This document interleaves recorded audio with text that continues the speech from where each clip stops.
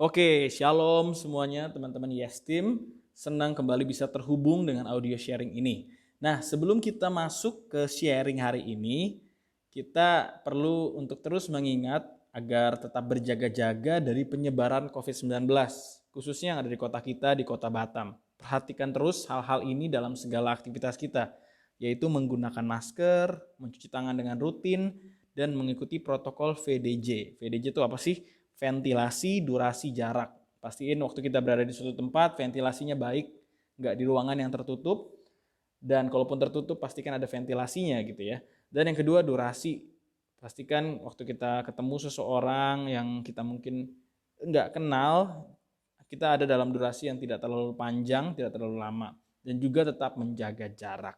Oke, dan yang pasti kita juga terus harus berdoa karena sehebat apapun kita mengikuti semua protokol, tanpa perlindungan Tuhan juga tidak ada tempat yang aman. Hanya di dalam penyertaan Tuhan kita dapat perlindungan yang paling aman. Amin. Nah, yuk kita mulai dengan berdoa. Tuhan Yesus, terima kasih kami mau memulai seri yang baru tentang excellent spirit. Urapi kami biar Roh Kudus mengubah hidup kami menjadi excellent. Kami mau dipakai untuk kemuliaan Tuhan, apalagi di tengah pandemi ini Tuhan, di saat orang tidak dapat melihat terang. Kami berdoa hidup kami jadi garam dan terang. Terima kasih semuanya untuk kemuliaan nama Tuhan.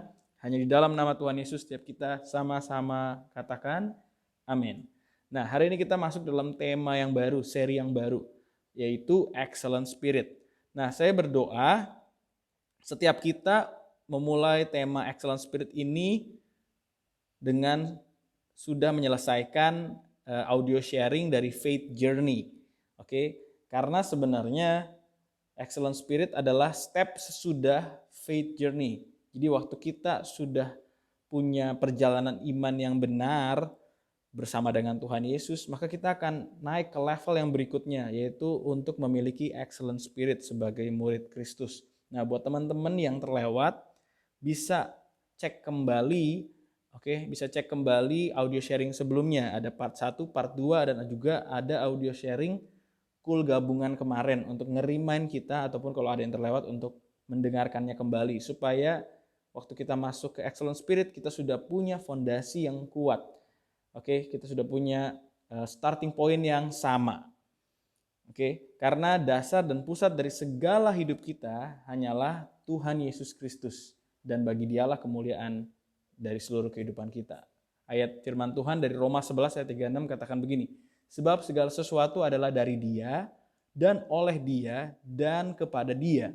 Bagi Dialah kemuliaan sampai selama-lamanya. Perhatikan ya, outputnya udah jelas. Bagi Dialah kemuliaan sampai selama-lamanya. Jadi hidup kita, outputnya adalah bagi kemuliaan Tuhan. Jadi secara umum, tujuan hidup kita adalah untuk memuliakan Tuhan. Jika kita memuliakan Tuhan dengan hidup kita, kita menjadi orang yang berhasil. Karena definisi sukses di mata Tuhan bukan tentang materi, kekayaan, aset yang kita miliki, usaha yang kita punya, tapi waktu hidup kita memenuhi tujuan dari penciptaan itu sendiri.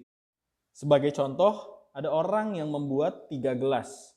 Ya, dibuat dengan spesial gitu ya, ada wadahnya, ada tatakannya gitu ya. Lalu ada gelasnya, ada gagangnya juga. Nah, bayangin 3 gelas itu yang pertama dipakai buat mandi. Yang pertama dipakai buat mandi. Jadi penggantinya gayung. Nah, coba bayangin apakah gelas itu bisa nampung air? Bisa. Apakah bisa dipakai untuk mandi? Sebenarnya bisa. Cuma yang pasti mandinya bakal lama banget. Karena daya tampungnya sedikit, dan kita akan ekstra hati-hati waktu pakai gayung, kan kita tahu itu plastik ya. Tapi kalau gelas licin, wah itu bisa jatuh dan pecah dan melukai kita. Jadi yang pasti itu nggak efektif. Yang kedua nih, gelasnya dipakai untuk pajangan. Kenapa? Karena saking sayangnya, gelasnya udah cantik-cantik, aku nggak mau pakai ya, aku mau pajang, aku mau simpan, aku mau taruh dia di dalam rak supaya orang bisa lihat keindahannya. Dipajang aja sampai berdebu. Kira-kira apakah bisa? Ya bisa tentunya, tapi apakah itu yang penciptanya inginkan? Dan yang terakhir, gelasnya dipakai buat bikin kopi. Nah, menurut teman-teman, yang mana sih gelas yang berhasil? menurut si pembuat gelas tersebut? Saya percaya jawabannya adalah yang terakhir. Karena seringkali nih kita lakukan sesuatu yang bukan tujuan kita. Oke, dan waktu kita lakukan sesuatu yang bukan tujuan kita, alhasil hidup kita tuh nggak maksimal. Sama kayak tadi gelas yang dipakai buat mandi. Walaupun kelihatannya bisa, tapi tetap aja nggak maksimal. Dan sebaliknya, ada orang yang saking berhati-hatinya tidak mau mengambil resiko, dia nggak mau melakukan apapun untuk memenuhi tujuan hidupnya. Alhasil jadinya cuma dipajang. Bayangin ya, kalau Tuhan yang ciptain kita melihat hidup kita cuma jadi pajangan, dia pun akan sedih, dia pun akan kecewa. Karena dia ciptakan kita untuk sesuatu yang lebih dari itu. Dan sesuatu hal yang kita bisa pelajari sama-sama, waktu Tuhan pakai hidup kita, selalu akan ada resiko. Ya, waktu Tuhan pakai hidup kita selalu akan ada resiko, akan ada gesekan, akan ada masalah, akan ada hal yang gak enak.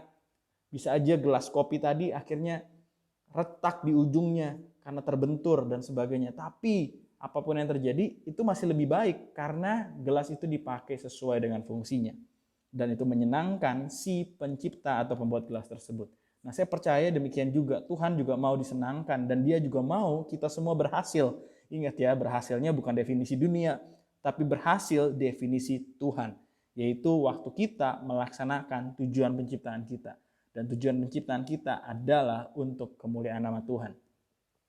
Nah, saya percaya setiap kita juga mau berhasil. Tapi kalau hari ini definisi berhasil kita berbeda, yuk sama-sama kita riset, kita ubah dan kita pakai apa yang menjadi kebenaran firman Tuhan sebagai standar berhasil hidup kita. Dan waktu kita mau berhasil, one of the key success to fulfill God's purpose in our life is to having the excellent spirit. Ya, kunci sukses untuk memenuhi tujuan Tuhan dalam hidup saya adalah untuk memiliki excellent spirit. Adalah supaya saya punya kualitas excellent spirit, baru saya bisa memenuhi panggilan Tuhan. Nah, kata excellent spirit pertama kali muncul sebenarnya ada di kitab Daniel.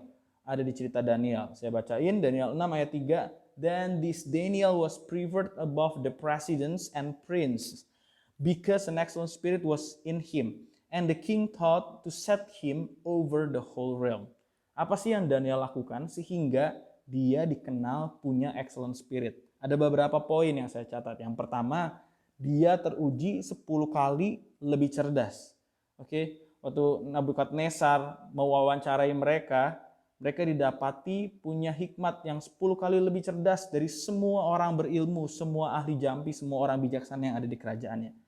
Jadi excellent spirit ini nggak cuma sesuatu yang ngeroh, tapi sesuatu yang bisa kelihatan, sesuatu yang bisa orang rasain dan juga kenali dari cara bicara, dari pekerjaan, dari wawasan dan sebagainya. Makanya waktu raja bertanya mereka, menginterview mereka, mereka bisa jawab dan mereka didapati 10 kali lebih cerdas. Nah, yang kedua, Daniel punya excellent spirit karena dia setia dan tidak ada kesalahan atau kelalaian.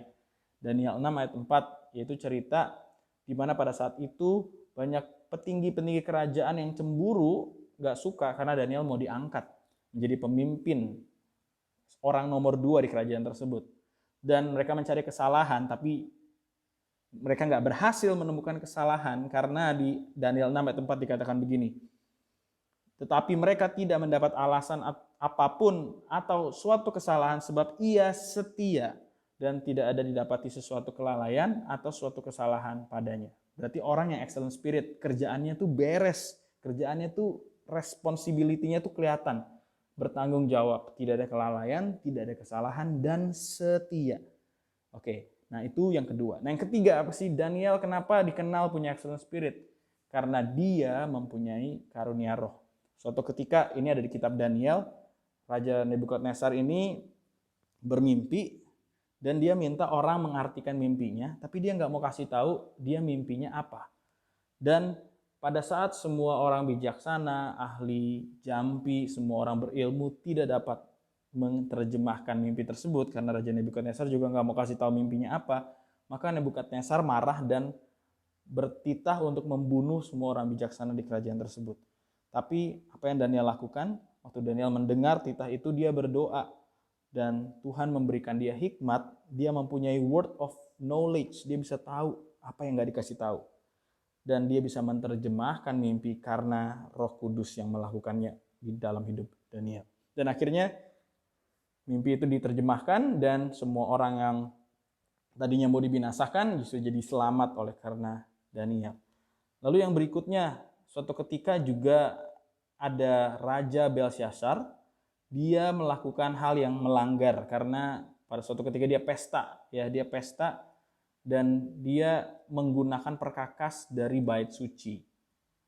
For your information, Babel ini membawa bangsa Israel keluar dari tanah perjanjian, masuk dalam pembuangan di Babel. Dan pada saat pembuangan itu terjadi, Raja Nebukadnezar juga mengambil barang-barang yang ada di bait suci. Nah, yang dilakukan oleh Belsyazar yang adalah anaknya Nebukadnezar, dia menggunakan perkakas bait suci untuk pesta, untuk minum, untuk makan. Dan tiba-tiba pada saat mereka sedang melakukan pesta tersebut muncul tangan di dinding dan memberikan tulisan. Dan gak ada orang yang bisa ngerti apa maksud dari tulisan itu. Sehingga akhirnya dipanggillah Daniel dan Daniel dapat menerjemahkan tulisan itu. Dan waktu Daniel mau dipanggil, orang-orang pejabat-pejabat yang ada bilang begini, "There is a man in your kingdom in whom is a spirit of the holy gods." Oke, dia bilang ada orang di kerajaanmu yang punya roh para dewa. Mereka nggak kenal Roh Kudus, mereka bilangnya roh para dewa. Dan dia penuh dengan hikmat, understanding, dan hikmat Tuhan ada atas hidup dia. Dan itu semua merujuk kepada Daniel. Bayangin ya, berarti Daniel ini dikenal punya karunia roh. Makanya orang bilang ada excellent spirit. Dan yang terakhir, ya, Daniel disertai dan dilindungi Tuhan. Saya percaya setiap kita kebanyakan ingat cerita ini, bahwa Daniel suatu ketika, karena tadi orang cemburu dengan posisi Daniel, karena promosi yang dia mau terima, akhirnya dicari kesalahan, dan kesalahannya hanya adalah di titik di mana Daniel tuh rajin beribadah. Dan di momen itu akhirnya Daniel dilempar ke gua singa. Tapi kita tahu Tuhan melindungi Daniel di gua singa tersebut. Dan dia keluar dalam keadaan sehat, keluar dalam keadaan selamat.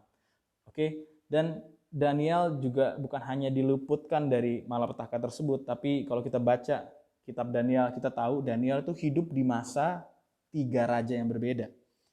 Tapi dia tetap punya kepemimpinan yang berpengaruh di kerajaan tersebut. Daniel hidup di masa Raja Nebukadnezar, kerajaan Babel, Raja Darius, kerajaan Media, dan Raja Kores, kerajaan Persia. Jadi 4 hal ini yang menyebabkan Daniel disebut punya excellent spirit. Nah, kalau saya simpulkan, apa sih excellent spirit? Dari 4 poin di atas, the excellent spirit is the Holy Spirit Himself, who changed our life into excellent as we give ourselves away. Saya ulang, the excellent spirit is the Holy Spirit Himself who changed our life into excellence as we give ourselves away. Jadi roh yang luar biasa atau roh yang excellent itu adalah pribadi Roh Kudus sendiri yang mengubah hidup kita menjadi luar biasa. Jadi hidup kita diubahkan itu karena pekerjaan Roh Kudus. Tapi perubahan itu hanya terjadi waktu kita merelakan diri kita dibentuk, dipimpin oleh Roh Kudus. Oke, dan itulah excellent spirit. Nah, kalau tadi kita udah belajar tentang definisi dari excellent spirit, sekarang kita akan belajar tentang prinsip dari excellent spirit. Kenapa dibagikan dalam bentuk prinsip? Supaya kita lebih mudah mengaplikasikan excellent spirit di dalam hidup kita sehari-hari.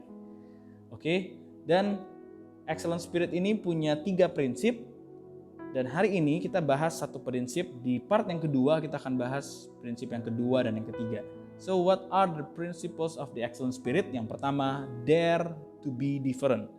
Yuk sama-sama katakan dare to be different. Atau berani tampil beda, berani hidup beda. Tentunya dalam arti yang positif. Saya percaya excellent spirit gak cuma dimiliki oleh Daniel, tapi banyak tokoh-tokoh di Alkitab yang juga punya excellent spirit. Hanya saja penyebutan istilah tersebut munculnya di kitab Daniel. Nah, salah satu yang kita mau belajar juga adalah dari cerita Yosua dan Kaleb. Siapa Yosua dan Kaleb? Mereka adalah 2 orang dari 12 pengintai yang diutus oleh Musa untuk mengintai tanah perjanjian sebelum mereka masuk ke dalamnya. Nah, perhatikan 12 pengintai ini adalah 12 pemimpin dari suku Israel. Dan waktu mereka kembali dari masa pengintaian tersebut, mereka semua membawa hasil yang sama. Kurang lebih ada 2 hasilnya. Yang pertama yaitu hasil tanahnya baik, susu berlimpah, madu berlimpah di tanah tersebut. Pokoknya hasil tanahnya luar biasa baiknya. Dan report yang kedua, mereka semua juga sepakat kalau musuhnya ini raksasa, musuhnya ini besar. Nah, perbedaannya adalah 10 orang bilang begini, kita nggak mungkin bisa masuk. Mereka lebih kuat daripada kita seperti belalang dan negeri itu memakan penduduknya. Tapi 2 orang ini, Yosua dan Kaleb, di Bilangan 14 ayat 7-9, mereka berkata begini, jika Tuhan berkenan kepada kita, maka Ia akan membawa kita masuk ke negeri itu dan memberikan kepada kita suatu negeri yang berlimpah susu dan madunya. Hanya janganlah memberontak kepada Tuhan, janganlah takut kepada bangsa negeri itu, sebab mereka akan kita telan habis. Yang melindungi mereka sudah meninggalkan mereka, sedang Tuhan menyertai kita. Janganlah takut kepada mereka. Perhatikan ya, bedanya adalah respon mereka. Masalahnya sama, berkat dan janji Tuhannya sama. Tapi dari 12 pengintai ini, 2 orang ini dare to be different. Mereka punya respon percaya kepada Tuhan. Dan Tuhan memuji mereka. Bilangan 14 ayat 24 bilang begini, tetapi hambaku Kaleb, karena lain jiwa yang ada padanya. Lain jiwa yang ada padanya. Dan ia mengikuti aku dengan sepenuhnya, akan kubawa masuk ke negeri yang telah dimasukinya itu, dan keturunannya akan memilikinya. Kenapa Yosua dan Kaleb dapat pujian ini? Karena mereka berani tampil beda. Di saat 10 orang pengintai lainnya, atau saya bilang kebanyakan orang tidak percaya bahwa Tuhan akan menyertai, 2 orang ini minoritas punya keyakinan kalau Tuhan berkenan, penyertaan Tuhan akan membawa kita masuk menduduki negeri ini. Dan itulah yang terjadi. Dan Tuhan memuji mereka. Tuhan appreciate respon hati yang berbeda. Dan bagaimana dengan kita hari ini? Setiap kita dengar khotbah yang sama, dapat janji firman Tuhan yang sama. Dan kita juga ngalamin masalah yang sama. Efek dari pandemi ini, resesi ekonomi, ketakutan karena penyakit dan sebagainya. Tapi apakah kita teman-teman di Yes Team willing to have a different spirit? Apakah kita punya respon yang berbeda? Apakah kita dare to be different? Di saat banyak orang justru mundur dari Tuhan, di saat seperti ini mulai pakai jalan keluar yang curang untuk bisnis mereka supaya bisa survive.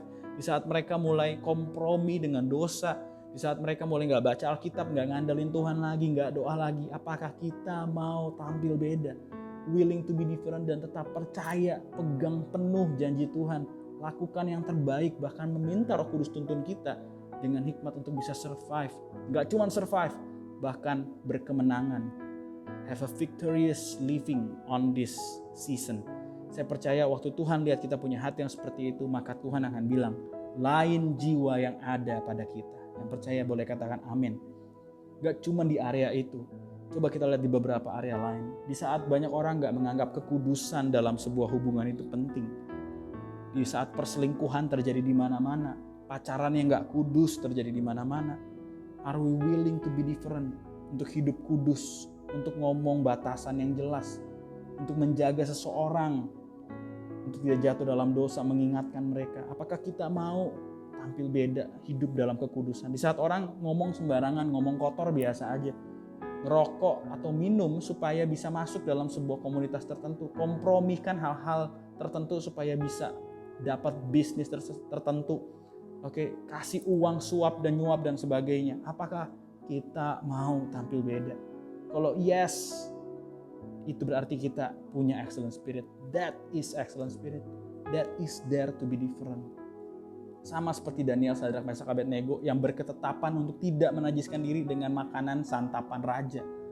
Apakah kita juga mau melakukan hal itu? Di saat banyak orang nih hidup dalam dosa, tinggal dalam dosa, apakah kita mau bangkit? Dan bahkan di saat banyak orang muda hidupnya hancur karena background family-nya broken home, apakah kita willing to stand out and dare to be different? Kita juga mungkin background family-nya broken, tapi gua punya pilihan yang berbeda. dengan pilihan hidup orang tua. Waktu mereka memilih untuk hancur, aku memilih untuk hidup benar. Karena kalau kita tahu, Daud pun menunjukkan the excellent spirit. Daud punya alasan yang sangat cukup untuk menjadi pahit. Karena dia ditolak oleh keluarganya, ditolak oleh raja yang dia layani, Raja Saul, dan dia lari ke dalam gua Adulam. Hidupnya tambah parah di situ karena dia didatangi oleh 400 orang yang juga kepahitan, yang pahit hatinya, yang hidupnya juga jadi sampah masyarakat. Tapi Daud memilih untuk sembuh. Daud memilih untuk punya respon yang berbeda, dan alhasil dia keluar sebagai pemenang. Janji Tuhan digenapi dalam hidupnya dia. Di saat banyak orang gak suka nyembah Tuhan dan gak bisa bersyukur, apakah kita mau punya spirit yang berbeda? Ingat ya, di Alkitab ada cerita tentang 10 orang kusta datang ke Tuhan Yesus minta disembuhin. 10 orang itu disuruh Tuhan, pergi tunjukkan dirimu kepada imam. Apa yang terjadi dalam perjalanan 10-10-nya sembuh. Tapi cuma satu yang kembali memuliakan Tuhan, mencium kaki Tuhan dan bilang thank you. Apakah di saat seperti ini banyak orang gak mengucap syukur sama Tuhan? Apakah kita punya spirit yang berbeda? Are we willing to be different? Aku mau bilang thank you Tuhan setiap hari, walaupun kondisiku sulit. Aku mau bilang thank you. Di saat banyak orang gak suka hadirat Tuhan, apakah kita mau punya roh yang berbeda? Kita justru mengejar hadirat Tuhan di secret place-nya Tuhan, di tempat yang rahasia, intim dengan Tuhan. Dan saya percaya hadirat Tuhan adalah tempat persiapan untuk pemimpin-pemimpin luar biasa. Karena kalau teman-teman baca di Keluaran 33 ayat 11, di situ dikatakan waktu Musa ketemu Tuhan face to face, Musa keluar dari kemah, tapi Yosua memilih untuk tetap tinggal di sana. Dan pada saat Musa harus menyelesaikan kepemimpinannya atas bangsa Israel, Tuhan yang pilih Yosua. Karena Yosua willing to be different. Dia suka di hadirat Tuhan. Dia suka intim dengan Tuhan. Di saat banyak orang Israel lainnya bilang begini, Musa aja yang ketemu Tuhan, kami gak mau dekat-dekat sama Tuhan. Kami takut. Musa aja ya yang dekat sama Tuhan. Yosua ikut sama Musa. Bahkan tinggal lebih lama untuk tetap ada di hadirat Tuhan. Yuk hari-hari ini kita cek hidup kita. Jangan ikut apa yang dunia lakukan, kebanyakan orang lakukan. Tapi beranilah berdiri berbeda dalam kebenaran. Dan itulah the excellent spirit. Dan selama beberapa menit ke depan, setelah kita berdoa, kita akan berdiskusi. Dan poin yang pertama dalam diskusi kita adalah, apa sih yang selama ini menjadi definisi keberhasilan atau kesuksesan dalam hidup saya? Yuk sama-sama terbuka, cerita aja, just be authentic, ngomong aja apa adanya. Dan apakah firman Tuhan hari ini membantu kita untuk meredefinisi kembali kesuksesan dalam pikiran kita, dalam hidup kita. Nah, yang kedua yang kita perlu diskusikan adalah, hari ini waktu kita dengar firman Tuhan, area apa sih yang Roh Kudus tegur untuk kita berani tampil beda? Hal apa yang kita mau ubah supaya kita dare to be different? Kita mau berbeda dari kebanyakan orang. Kita mau lakukan apa yang benar di saat mayoritas lakukan hal yang gak benar. Yuk jangan malu sharing, dan nanti kita akan saling mendoakan untuk menguatkan satu dengan yang lain untuk hidup dalam excellent spirit. Yuk sama-sama kita berdoa. Tuhan, terima kasih untuk hari ini. Kami bersyukur untuk firman-Mu, dan hamba berdoa biar Roh Kudus menolong setiap kami untuk menjadi pelaku firman Tuhan. Tuhan, berkati sesi sharing ini supaya hati kami, pikiran kami semuanya dibukakan Tuhan dengan kebenaran-Mu, diterangi dengan kuasa Roh Kudus-Mu, supaya hidup kami gak berjalan dalam kegelapan, tapi kami berjalan dalam terang-Mu. Dan kami percaya untuk setiap orang yang willing to be different, Tuhan akan memakai kami dalam rencana Tuhan, masuk dalam apa yang Tuhan sudah janjikan. Terima kasih, kami bersyukur, dan hanya di dalam nama Tuhan Yesus kami berdoa. Haleluya. Amin.